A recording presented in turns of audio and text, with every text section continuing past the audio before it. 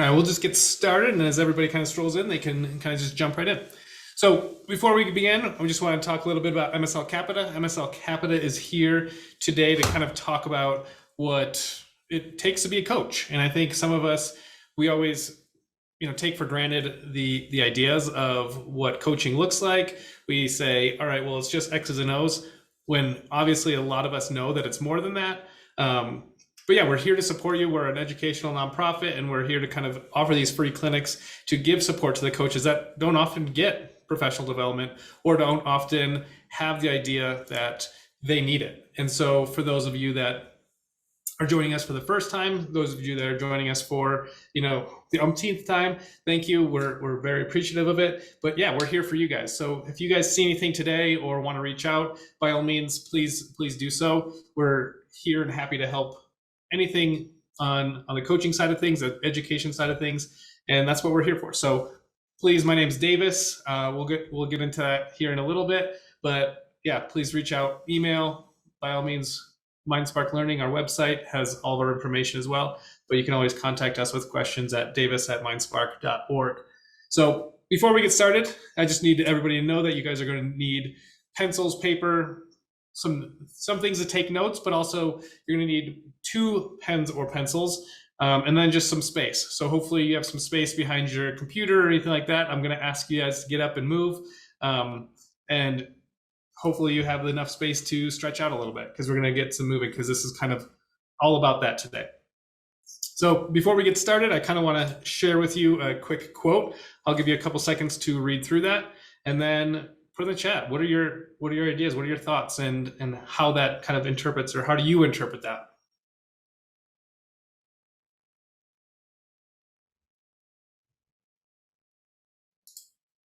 Yeah, I love that, Dave. Me too, right? I think it's a lot about perspectives and how we can take different perspectives, but that also comes with that bias, right? All that cultural background that we have, and we've turned into our own biases that we sometimes don't even know about. And I think that's the idea, is how can we continually adapt ourselves and to work with not only our athletes, but to work with people in general. And that's always tough, because we always think that we have the right answers, but so does everybody else. And as coaches, that's sometimes difficult to do, because we have to battle, athletes' perspective as well as ours. I think, Katrina, I love that too. Constantly changing, right? We always need to adapt. We always need to assimilate and make something that's more relevant, more applicable, and really making sure that we have a new experience for the world, because we haven't experienced what they have, and vice versa. So definitely taking something with that. So kind of as we go, again, we're going to talk about what you'll need today: 2 pencils or pens, some space and stand. Make sure you're comfortable, because we're going to get moving, we're going to get talking, we're going to get some down and dirty with some of this NeuroAthlete stuff. One of the things I want to ask you to do is, on the bottom, while we're waiting for some of you guys to get those pens or pencils, so while we wait, how many of you can add up the numbers 1 through 100? Like 1 + 2 = 3, 3 + 3 = 6, 4 plus, and so on, and keep going. And 6 + 4 = 10, and vice versa.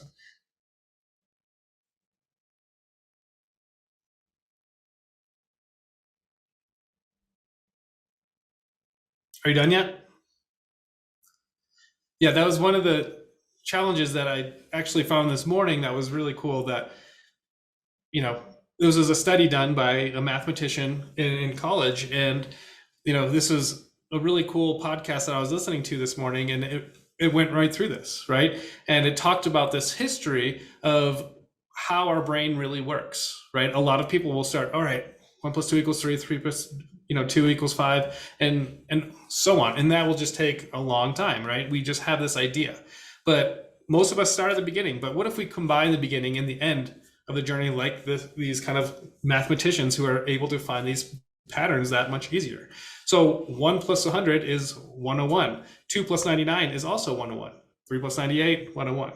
So you've got about 50 pairs of numbers all adding up to 101. So that's 50 times 101, which eventually comes out to be 5,050. So if we're able to do that and find these similar patterns that just continue to evolve and so on. It's that power of the shortcut. That's what we're doing with our brains. We're finding these new patterns, these new neural pathways, and creating this kind of neuroplasticity that allows us to change the way we operate, the way we think. And we've probably heard the saying, there's no shortcuts in life.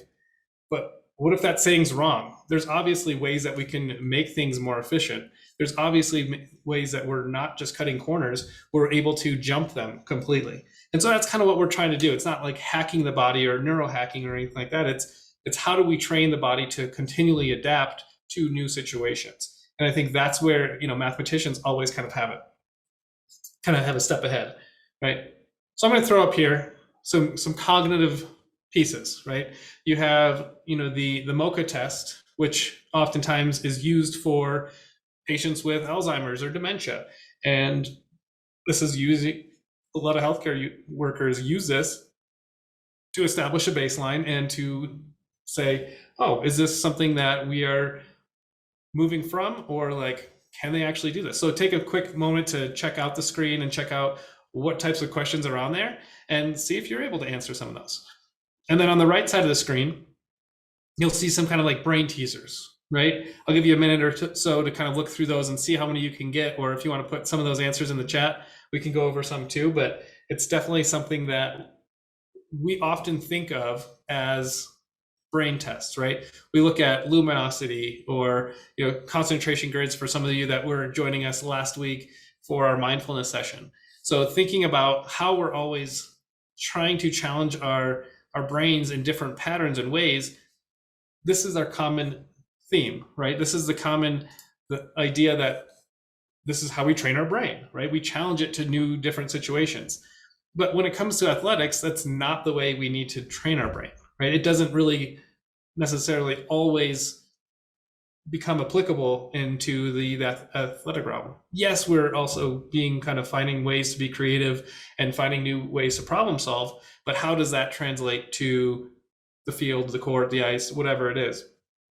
And so thinking about this, right, the Mocha Test being that healthcare kind of worker piece is establishing that baseline, and then thinking about some of these brain teasers, it is challenging, but also allows you to think outside the box. We often want our athletes to think that way, but sometimes we give too much structure, too much routine, and they just go into that flow state of, all right, follow this routine. I've done it so many times, and so on. And that's not to say that it's wrong or bad, but we should not be criticizing or be critical of them when they fall into those routines, and we want them to be creative because we've built that and ingrained that kind of performance piece into them. So if you want to throw out any of those brain teaser answers or any of those things on the Mocha Test, by all means, put them in the chat. So if you look at it, one of the ones that I always got tripped up on was the dice one, which is paradise. I was like, all right, that was actually pretty good. I thought that was pretty clever. So thinking about some of these brain teasers, it's not the same that what we're going to be talking about today. But I also wanted to share with you why people do it. There's a lot of different reasons, but not necessarily for athletics currently. So as we kind of move forward with that, let's talk about those neural pathways. Let's talk about kind of those new guiding lines that we're trying to create. So as we talked about those neural pathways with the mathematics question, as well as some of these brain teasers, we're putting ourselves into these uncomfortable situations with our thoughts. So thinking about, I'm not going to go too much into the brain pieces and loops, but we're just going to give some context to why we're doing what we're doing today, and then giving you guys some time to extrapolate some of that information as well. So like neural pathways are like hiking trails, right? It's just a grassy path that becomes flattened, matted, and worn away after hiker after hiker walks over it. So you focus something on your thoughts, feelings, behaviors, and you strengthen your brain pathways. And so over the days, months that you've traveled along this, that pathway becomes stronger and more well-worn. And so it becomes the common pathway that your brain always kind of takes, and it's easy. But if you stop using it, what happens to that pathway, right? It starts to grow back. It starts to overgrow with some of those previous grasses and so on. So if we don't use that same neural pathway, we start losing that kind of elasticity or that kind of pathway that we've created to be more efficient. And then we have to try harder to think and reuse that part of the brain.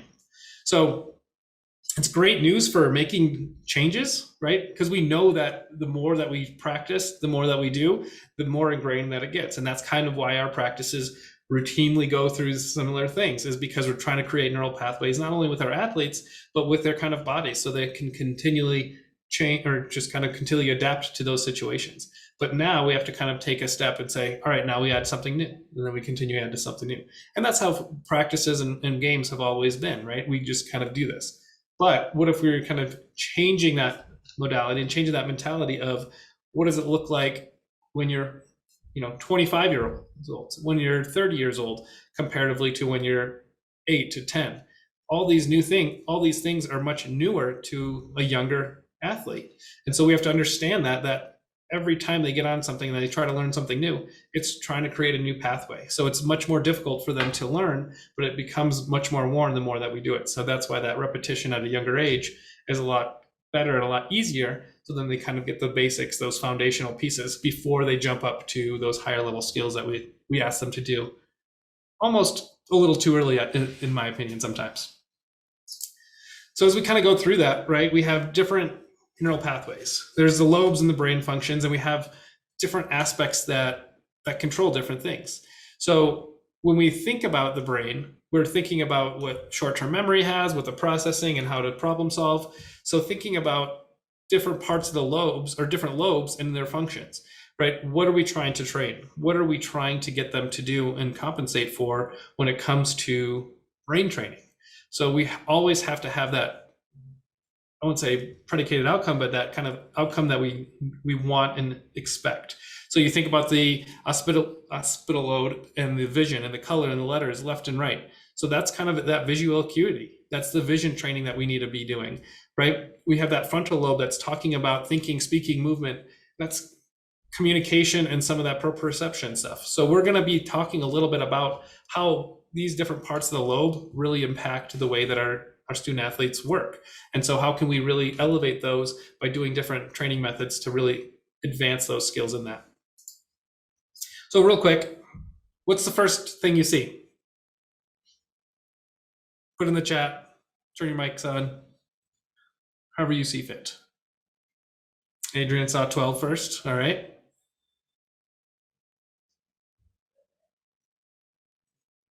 B and 13 depending on I love that, Dave, because that's kind of what we're going to be talking about, right? It's really the context piece. It's what do we see and why? Obviously, it's not a B, but it looks like a B because in the context, it's ABC, depending on if we read left to right or top to bottom. So it really kind of takes away some of those skills that we're just really focusing on. So if we put this in front of, some teenagers that came from math class, they're definitely going to be looking at the numbers, right? We've just come from language arts or, one of those types of classes, they're going to be thinking about the letters. So how are we priming the brain in order for them to perform, right? So if I ask you, let's find numbers in some of these patterns, or let's find letters, you're more likely to find the A and the C rather than the oddly looking V that's not really connected. So it's how do we prime the brain in order to kind of do this? It's an optical illusion, but at the same time, it's using your past experiences to construct what you read. And so it's dependent on what you're really looking out for and where your brain's primed to look. So that's kind of what we're going to be talking a little bit about today too, is not only how to train it, but how to prime it for competition to really get off to the next level or to the next step when it comes to that element. So when we create neural pathways, right? Exercise, we all know that exercise is great for the brain, but why, right? It releases these chemicals for memory, concentration, mental sharpness, and it actually talks about how it can boost dopamine, all these serotonin levels, and how it will affect focus and attention. So not only does it make your body feel good, and it talks about how it improves your brain, but why? It's really kind of goes all the way back to ancient Greece, right? They always talked about how fitness was almost as important as learning itself. And that's why they trained constantly. And they always had, this idea that physical fit, and that's why the Olympics were created and so on. So what is that mind-body connection that we can figure out that how it really makes us better, right? It's that aerobic exercise helps heart pump more blood to the brain along with the rest of the body. So how can we take advantage of that to really leverage our athletes? So thinking about the brain as a muscle, like most of us do, it's like every time we do, bicep or quad contracts, it releases and sends out certain chemicals. And those ones are called IGF and BDNF. And it kind of reads these neurotransmitters, or goes to the neurotransmitter factory, and it kind of says, all right, hey, let's think about how these, I guess, included this one neurotrophic factor, which is the BDNF chemical. And so that chemical that gets released after you contract something, it's called that like miracle grow for the brain. And it fuels almost all the activities that lead to higher thought too. So it's not necessarily only working the muscles, but it's also talking about how that's restructuring your brain to say, all right, because I'm getting so much more blood flow, I'm knowing that my muscles are working. It's really revolutionizing the way I'm processing information. So thinking about like what a good workout does, it's really helping you understand your body and how much you're thinking, right? It takes on this whole different thing, especially in children. So like until about 20, kids don't even have fully developed frontal lobes. So they start recruiting other parts of the brain to perform necessary functions, including those involved in learning. So it's saying, because it's not fully formed, we're recruiting these different elements. So it's taking the occipital lobes, it's taking these other lobes to take on new learning pathways and neural pathways. So it's building it up, it's creating this miracle grow, it's growing faster and faster. So that's why we want, student athletes to be in sports as much as we can, but also get them started at a younger age, because we know the benefits of that. And that's why we continue to ideate that same type of piece with sports organizations, with schools, and that's why schools are assimilated with sports a lot of the times. So, and that's what we have to fight for, because a lot of schools now are taking away the sports, or it's the funding's not there, and taking away PE classes or whatnot, which is a whole political situation. But at the same time, we have to kind of fight our way back from that, because it is something hard. So thinking about those neural pathways and neurocognition in sport, and thinking about what neuro really means, is that it's the brain's kind of mechanics, and then that cognitive piece is that higher order executive functioning and thinking. So when we say, Simon Says, it's that executive function, right? It's, if I wanted athletes to jump into a squat position, I'll hold up, let's say, a purple card. So then they'll jump into a squat position. If I hold up a blue card, they're going to go run to the wall and back. Yellow card, maybe it's tidies in place. It's these things that they're starting to take on and construct new pathways for, and say, all right, I got to think about, what does blue mean first? Blue means this. I got to do this. So then it's challenging them to come up with new constructs for how they're developing and how they're thinking about certain things. So when we move to a different practice or thing, they know that if they do this in this scenario, this is what's going to happen, and this is the outcome. So then we continue to create those kind of pathways that are a lot easier and more efficient as we start seeing practices evolve. So again, thinking about the NeuroAthlete, or sorry, I'm going to stop this video real quick. I started on accident. But thinking about how neural pathways are priming our brains, I'm just going to show you a quick video that NeuroTrainer does. It's a VR system that we have a wonderful partnership with, and kind of simulated neuro priming the brain, or priming the brain for competition. And so this is a volleyball coach that used the NeuroTrainer aspect with her student athletes, and how she saw productive and how she saw some sort of, I guess, growth in her athletes in terms of getting them ready for competition. So we'll watch this real quick, and then we'll kind of go from there. So what are some of the highlights that you've seen that you feel like you can look out on your players and say, okay, I believe NeuroTrainer has helped impact that? Serve receive. I think it helps serve receive, being able to track the ball early off the server's hand. Setting decision making, I think it makes a big difference there. If I have that peripheral vision to see where that middle's going, I have the ability then to make a decision on where I want to set the ball. Attacking, I think your decision to your ability to see the block and see the defense and then hit where they're not is a big thing. And that all happens in like 1/10 of a second. I mean, it's so quick. Defensively, lining yourself up in the right position to make a play, I think is helpful. And there's all sorts of cues that are happening during a game that help you do that. I think that NeuroTrainer helps you make those decisions faster. Even like blocking. I think there's a facet of every part of the game that NeuroTrainer can help. Have you heard feedback from any of the athletes about sort of impact of neurotrainer outside of the game, general help, and they feel like it helps them focus more, or they feel like they're doing better in class? Has that come up at all? When we were using it more consistently early on, I've had a couple say that they thought they would come in and do it on test days. Like they would go through flow on test days, and because they said it helped, like they felt more focused. It wasn't all of them, it was a couple of them. But they did recognize a difference in their performance on another day when they did it. And so they became a little bit more susceptible to like wanting to come in and try to train on a test day. Yeah, there's something I didn't force them. I required them to train on game days. And so between after school, they would go get their food or whatever. And as soon as they came back, they had to neuro train, eat, get their stuff, and then, go watch the under levels play. So adding that little part in was, I think we paddle trained on game days. I'm pretty sure that's what we did. I think that's right. But I think that also helped a little bit too.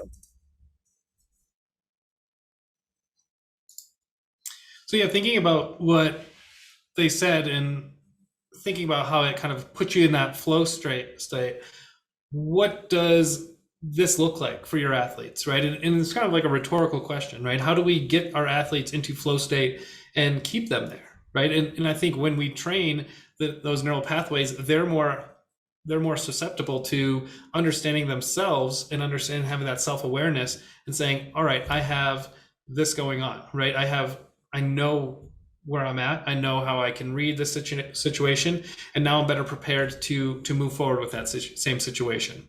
So thinking about how we can use, not only VR, but this type of work, creating new neural pathways, creating new kind of priming methods to get our student athletes ready and prepared for competition. That's kind of the goal today.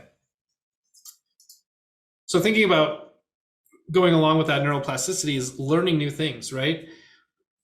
At such a young age, right, we have all these things because everything is new. We create new sort of synapses all the time. And so when we're younger, these numbers are incredibly high, right? But by, 20, 30, whatever, we start losing those. Is because we created these new efficient systems that have really talked our brain into being like, okay, well, we don't need to learn something new like this every day. We've done this before, or it's similar to this. And so I think that's the idea of, we call that synaptic pruning, and thinking about how do we frequently develop stronger connections, and we kind of cut off those ideas that we don't use anymore. So, I hate to use a term, but if you use it, or if you don't use it, you lose it. And that's kind of what we happen here. So if I asked you, and I've done this, multiple times to, in different clinics, but if I asked you to tie your shoe with, your left hand, right? Are you able to do it?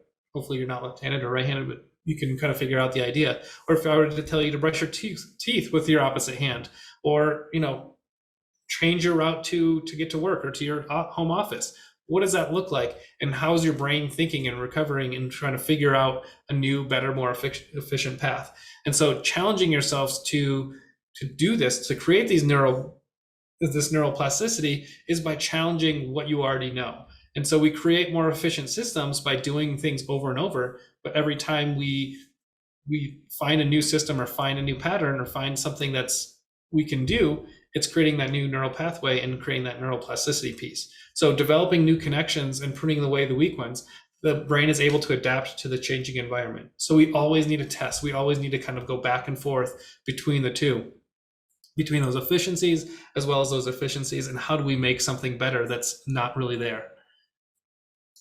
So what does this all mean? Davis, you're kind of talking at me like I'm a brain surgeon or I have all this brain knowledge, but in reality, it's not that information is not needed, but it's something that we have to build context from, just so we can kind of start evolving from our training. So as we get into this visual acuity piece and the training the NeuroAthlete, what does that actually look like? There's a lot of different things to talk about, because balance, visual acuity, the proprioception, the interoception, there's a lot of different elements that we can get into, and we will, but all that has to do with those brain functions in the lobes and why it's important to develop those. So as we go through visual acuity, right, this is our number one predictive system. The better your visual acuity, the better and faster that you move and function as an athlete. Hands down, we know that if you can react faster, if you can see what's happening, if you understand what's playing, you're able to identify that, your body's able to interpret that information, and then you're able to react. So I think it's finding those pieces that we can work on and prime for, and how fast do we actually process that information. So that's what we call visual acuity. So are you seeing your opponent or teammate in your periphery? What is important for you to look at in your surroundings? So thinking about your sport, how are we training for that? We have, goalies a lot of times they will use, either racquetballs or tennis balls on the wall and kind of let them bounce. They have all these now crazy balls that bounce in different directions. So it's how do you respond and react to different elements of your surroundings, but then how do you interpret them too? So as quarterbacks, right? If you think about Tom Brady, or if you think about one of the greater quarterbacks in our generation, Mahomes, you think, what are they reading in the defense, right? What kind of visual clues do they have? And what is their vision saying? You see Mahomes taking diving throws all the time, but he's able to do that because he still has his eyes downfield. He's able to interpret what's going on and still make a safe play, even though he's in the middle of being tackled. It's very impressive, but he's worked on that over and over and over again, because that's that understanding and that interception, or that kind of introspective thought that he has, because he knows that this is what needs to happen in how to process that information quickly. So one of those things, a very basic skill that we can do to start training this is this challenge, right? This is kind of why I started you to get your 2 pens, pencils, whatever it is, but I'm going to ask you to grab those 2 pencils and hold them up. So I don't have too many pencils right here right now. I've got a marker and a pen, but the same kind of concept is. So what I'm going to ask you to do is put your 2 hands out, put your pencils horizontally from you, but I'm in a small space, so I can't really identify, or stretch out too much. But you think about putting them far out and then try to connect the 2 tips of the pens and pencils right in front of you. So using your periphery, just pull them together and see how easy it is. Is it easier faster? Is it easier to do slower? How accurate are you? Were you able to do it the first time? And making sure that you continue to practice this. What's better? Is it better to focus on trying to touch them, or is it easier to talk? And I think that's one of those things that it's different for everybody, right? It's different. How do you make it so it's less stressful for you? And we had a session I think it was last week or 2 weeks ago now, that really talked about how do we reframe our minds, how do we reframe the thoughts and the processes. I mean, we're not going to be doing this activity in our sports, but how are we priming our athletes into this similar type of activity? If we're reading the periphery, what are we doing in order to adjust to it? Was anybody able to do it the first try? Just throwing it out there. It's more difficult than you think. We always have that assumption that that we can do something that seems so simple and basic, but yeah, it's one of those things that you're like, oh, I've never tried doing this. Maybe it's just like this, but going all the way from the periphery and into the front. It's a little bit more challenging than we thought.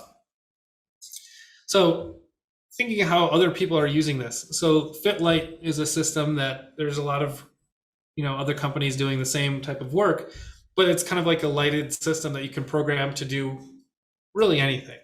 And so you can tap them, you can tag them, and it really has these sensors that really adjust to that. It can measure speed and time and so on.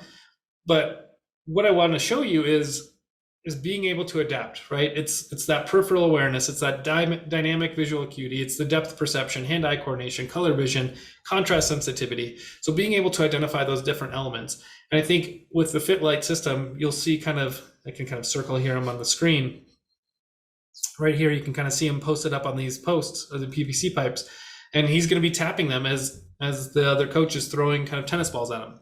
So he has to react to a certain different stimulus and then have his hand-eye coordination on something else. So that's depth perception, the peripheral awareness, as well as being able to understand the contrast and the balls coming at him in different spaces. So being able to apply all of those, it's difficult, but it's also mentally challenging. Even though we talk about visual acuity and that visual training, it has like a little to do with eyesight, right? It's really that form of perceptual training, and it's intended to improve the ability to process what's being seen. So I'll show you this quick clip. It's like 20 seconds, but essentially you'll kind of notice him touching the lights as well as grabbing, one or two balls coming at him at once.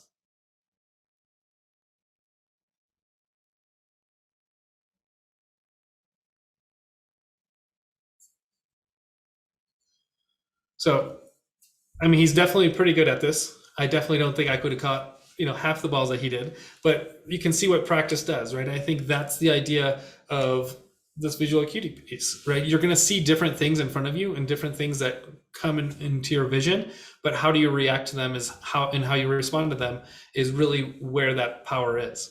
And so thinking about different types and different elements that you can train from this is great. So thinking about how we do this. Thank you, Dave. And so training on the visual acuity is something that we really need to focus on and thinking about how we move forward with it. So I guess we're moving forward with the video game. So some other quick training tips on that visual acuity and what exercises we can do.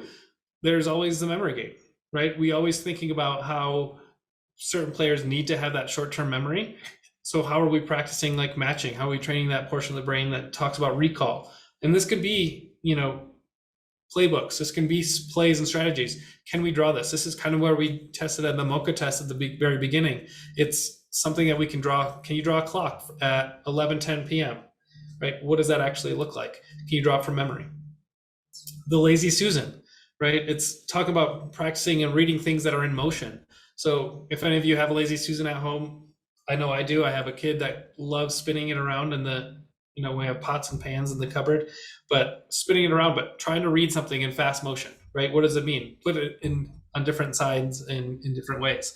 So maybe that's still directions, that's colors, that's, an exercise that go along with it for your student athletes. So can they read what's happening and pretty quickly moving around?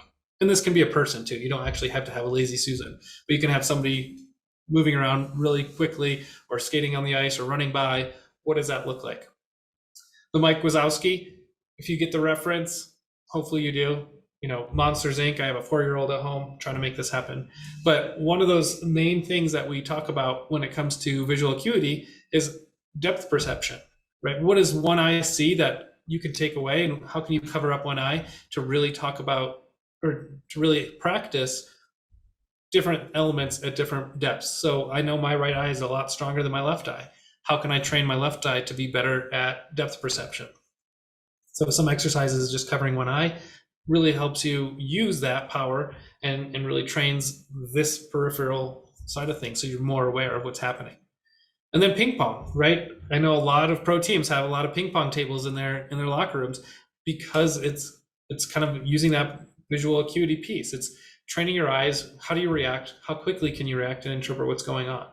So this is kind of the more, I wouldn't say the more prominent, but the more kind of popular mental and cognitive training piece. So what are you guys doing? So you guys can put that in the chat, however you are doing it. I want to share, I want to see what people are doing in terms of visual acuity. What are you training and how are you training your athletes to do this? Because this is one of the more common ones.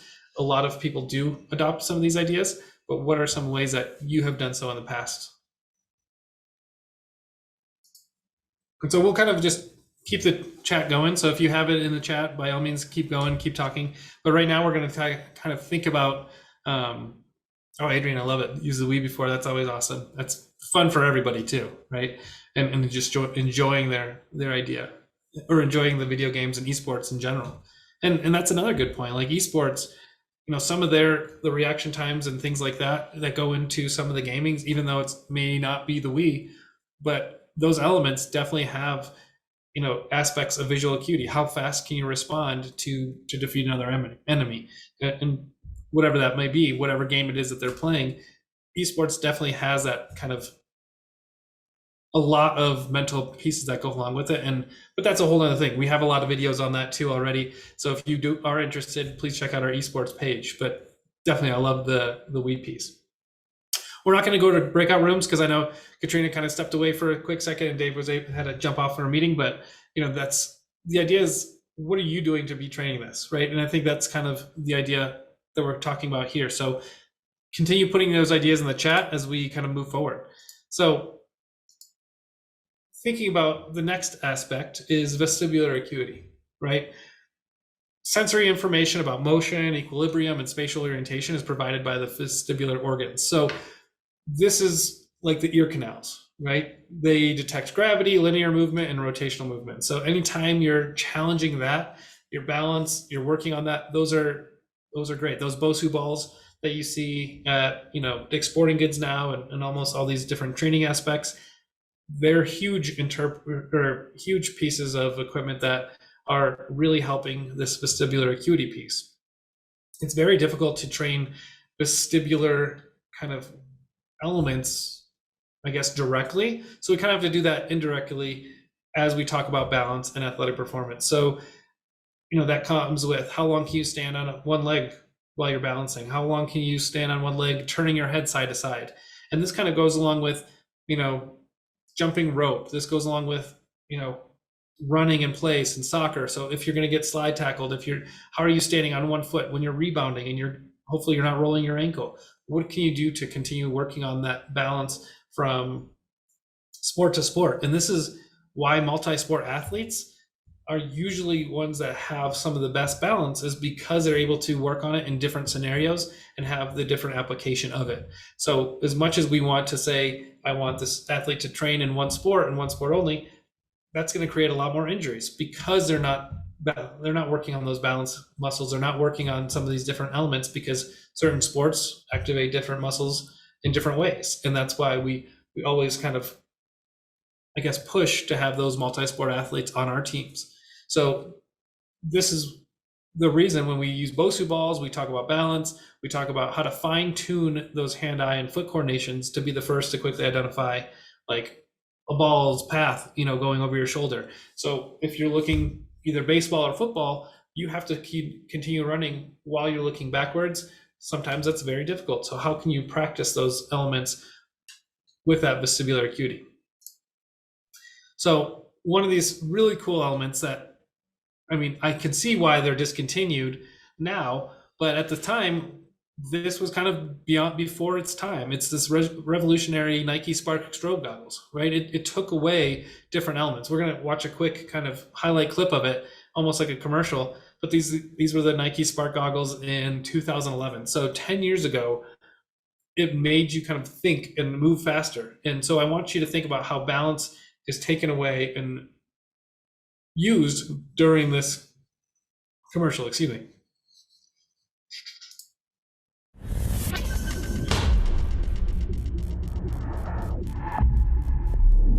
You are an athlete. You spend your life training to prepare your body to perform at its highest level. What about your brain? Nike Spark Vapor Strobe won't change the way you train. It will help make the way you train more powerful. Perception is power. Sensory training improves how you see the game, and how you see the game affects how you play the game. By not allowing you to see everything, the Nike Spark Vapor Strobe helps you see what you see better. Lock in balance. Anticipate action. React faster.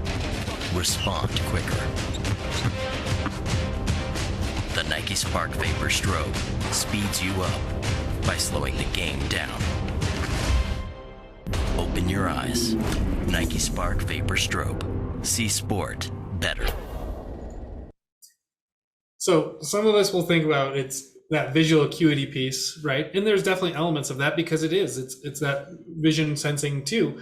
But when we think about balance, when we think about the vision and where we're at in space, that all has to do with that vestibular piece. If we're rotating our head and we still can't see, how is our body knowing where we're at? We have to feel grounded somehow, and we have to feel out where that is and in our space in it. So being able to track that balance.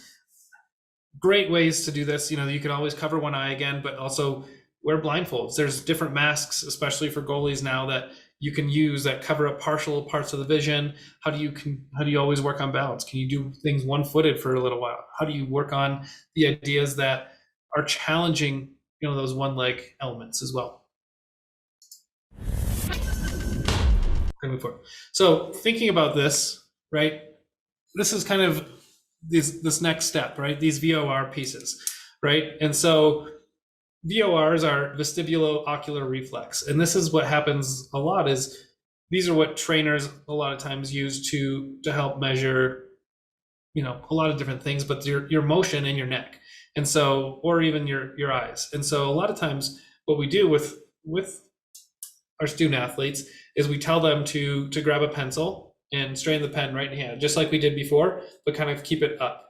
And so as we're beginning to focus on the tip of the target, we want you to keep your head rotating forward and backwards about 30 degrees.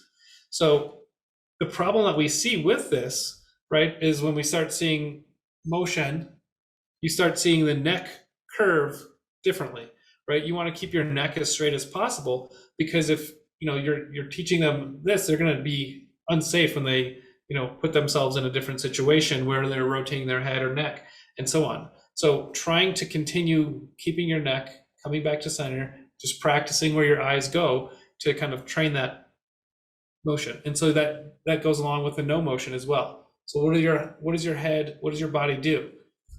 First, try it sitting down. You can try standing up and doing it. It definitely changes. That's kind of the very basic element of the starting VORs, right? So then when we start adding motion to it, it's not just going to be, looking up and down, sitting down, because that's relatively easy, especially for us athletes that have done it for a long time. We know how to focus, we know how to move our eyes, and we know how to kind of do this. Even though this is like a concussion protocol test, it definitely helps with that vestibular acuity piece as well. So this is what I want you to think about, is this very same thing, right? It's just in a movement piece. And this one I thought I could do really well, thinking like, oh, I'm great at jump rope. I definitely did not do so well. Definitely challenged myself in a new way, and now I'm working on this quite a bit. So thinking about how we move from VORs to different VORs and like higher level. So thinking about horizontal and vertical VORs. So doing the same thing with a pen, but having a target to look at, like a small target on the wall, right? Like in the image, you can see, all these cross sections that go to, a small, simple section on the chart. But at the same time, this person is doing the yes, the no, no's while jumping rope. If you've ever done this, you'll notice your body start drifting backwards, or you'll start moving forward, or you'll start going to the left or right, because your body wants to try to find that center of balance or that kind of element. Your body is not ready to move in that direction because your head's moving it. It's kind of that predictive state that your body is trying to do. So it's thinking, because you're moving, you should be moving backwards. And so trying to stay balanced in those scenarios, in that situation, that's what you got to continue to work on. It's very easy if you're able to move your neck and kind of rotate, but if you're able to keep it still and stay focused, it's a challenge, but it works those kind of muscles, and it works that balance and an element in our position in space. So we know we're not going to be drifting. We're not going to be out of place or out of position when our shoulders are turned, or when we're swimming down a lane, when we're taking a breath when it comes to swimming, whatever it may be. It's that kind of vestibular acuity piece. So I definitely challenge you to try this first before you put it on your athletes. It is a little bit more difficult than I gave it credit for. So the next one is that proprioception, right? It's that individual, that kind of idea that our body's ability to define ourselves in space, right? It's very similar to the vestibular acuity piece, but it's necessary for precise and fluid movements. So when you think about proprioception training, it can lower your risk of injury. It's improving the muscles that talk about tendons and joints, so then you can adapt to quick movements and shifts in balance to prevent those common injuries and re-injuries. So thinking about balancing on one leg, even though we talked about that in the vestibular piece, what does that look like when it comes to these quick movements? So can you jump from one leg and land on one leg? So if you moved horizontally, what does that look like? We do this training all the time, right? We think about ladder training, we think about plyometrics and jumps on boxes and so on, but what does it look like when it comes to our position in space? What if we did this with our eyes closed, right? What if we did this with our head turned in the opposite direction? And so thinking about ways that we can advance the same movements that we normally do, but in a different kind of slight slight change with our proprioception.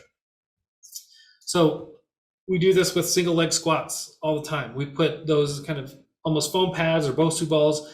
We look at how we can do single leg squats and challenge our bodies and our muscles to do this, right?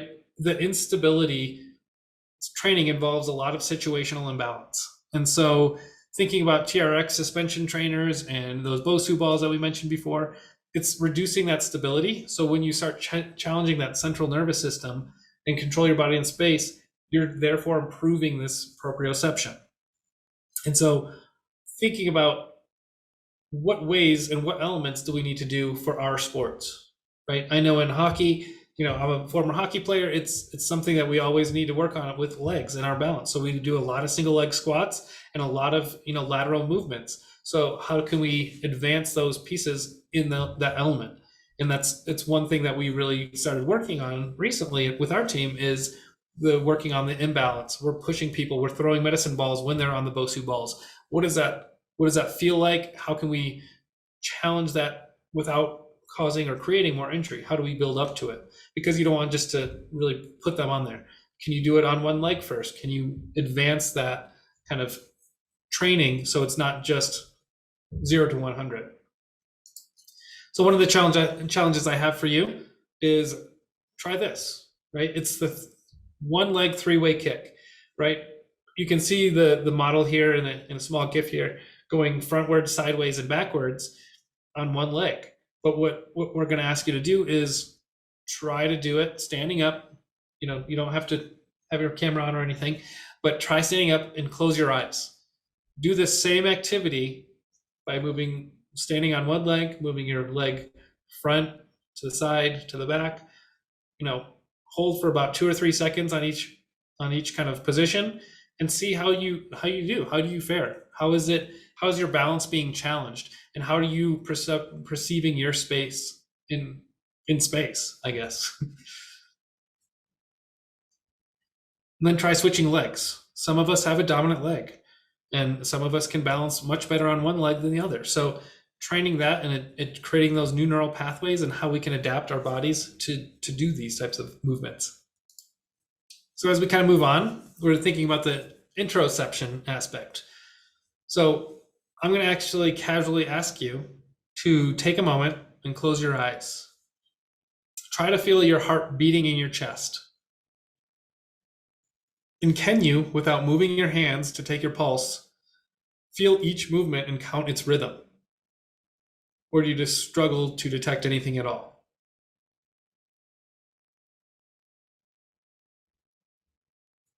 So this is one simple way to test that introception piece, right? Your brain's perception of your body's state. And what does the receptors feel like within your organs? What does your body actually feel like? What is it doing? Are you currently nervous, right? Is your heart racing? Are you breathing in a unique and different pattern?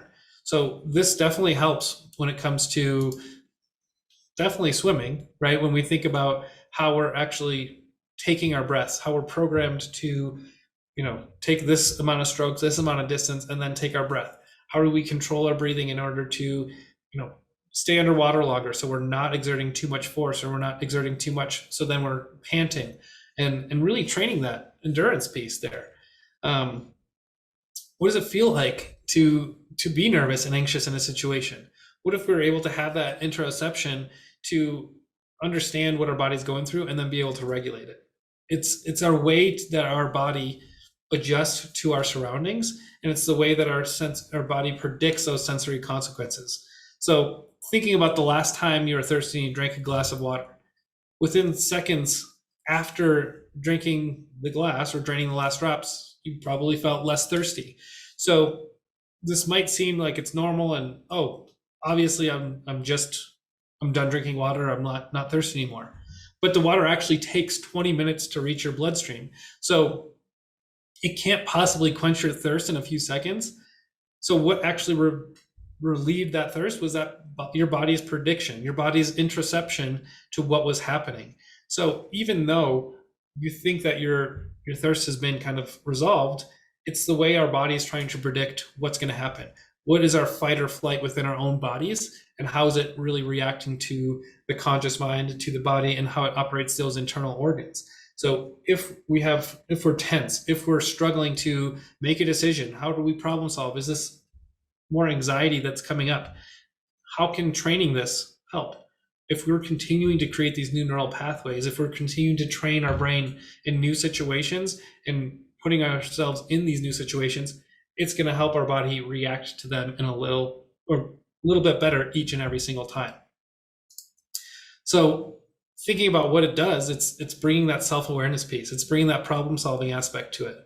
It's bringing that, intuition, that flexible thinking, that social understanding, that personal understanding, and so on, to the larger scale. And so if you have interoceptive awareness, like what about your athlete?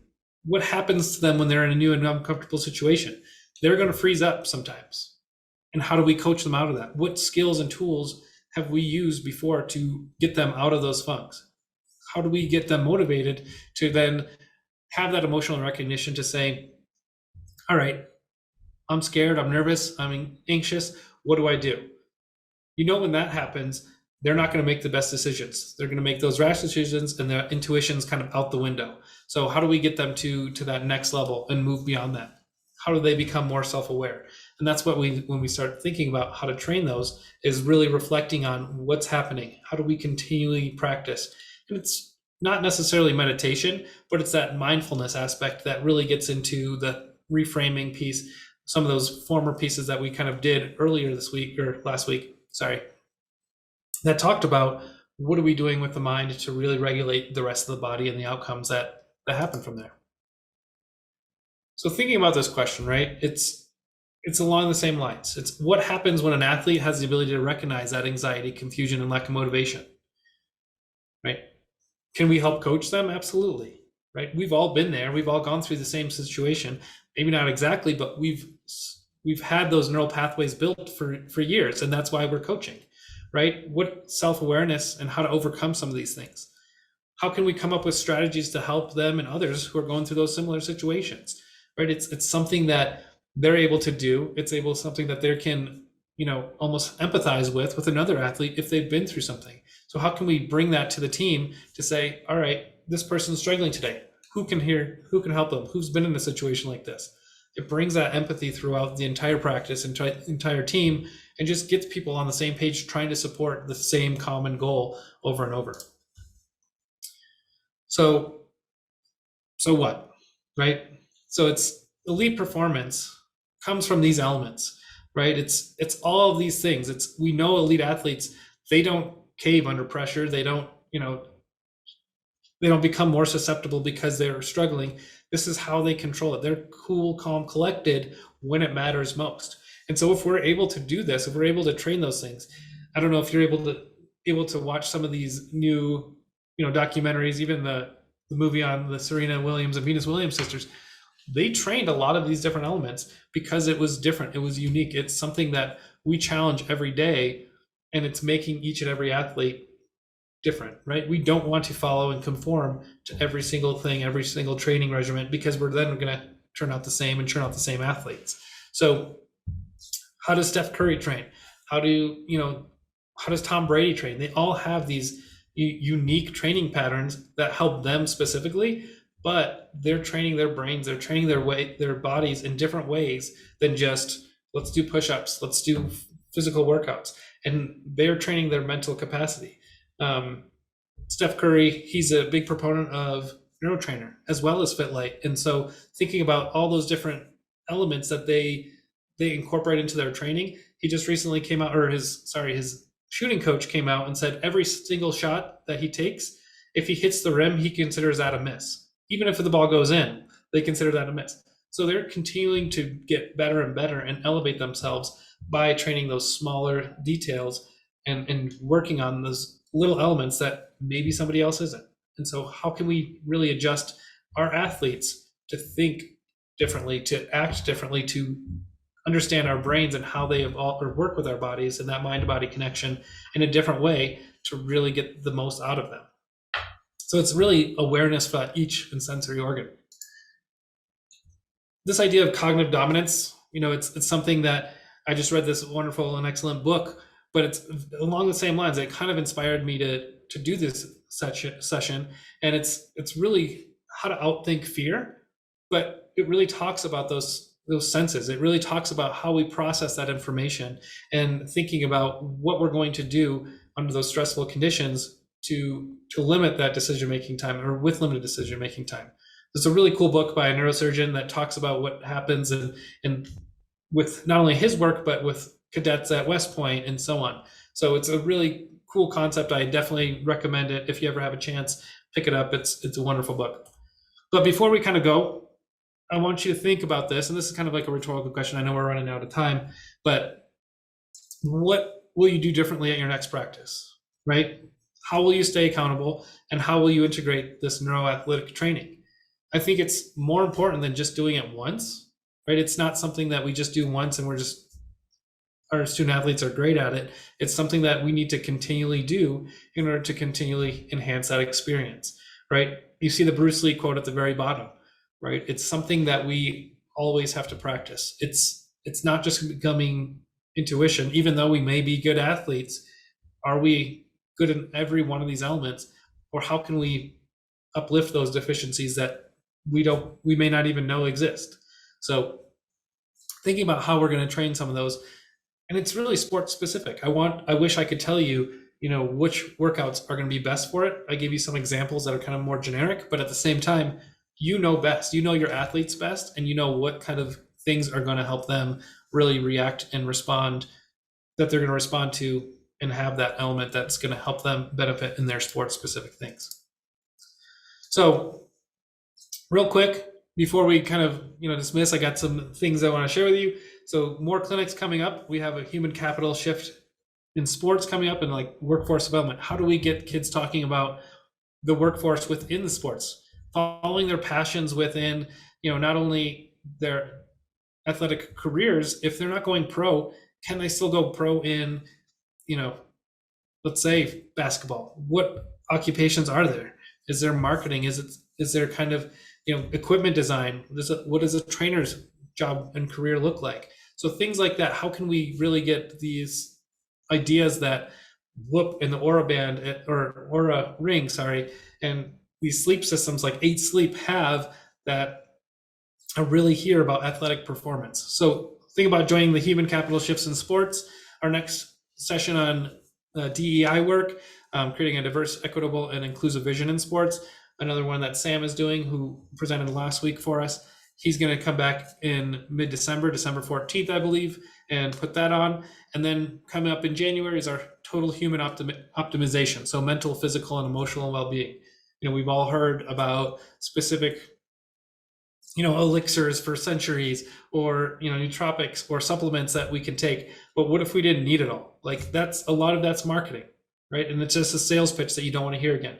What can we do as a coach to help our student athletes really understand who they are and really get the most out of them?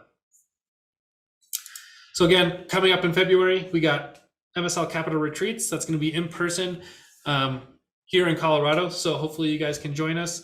Look on our website for more information, or feel free to reach out. We're happy to go into more detail. Love to talk to you guys about it. It's going to be fun. A lot of sports tech stuff that we're going to be talking about and going through. So what do biometrics look like? How can we really measure that? And what are some of those tech aspects that we're really going to change the way that we address human performance and athletic performance? Again, thank you guys. My name's Davis, and I'm the managing director over at MindSpark Learning, as well as Capita. So I'm a manager director of strategic programs. I'm going to drop my email, but also a quick survey link in the chat. So if you don't mind filling some of that out and giving us some feedback, we'd love to hear from you.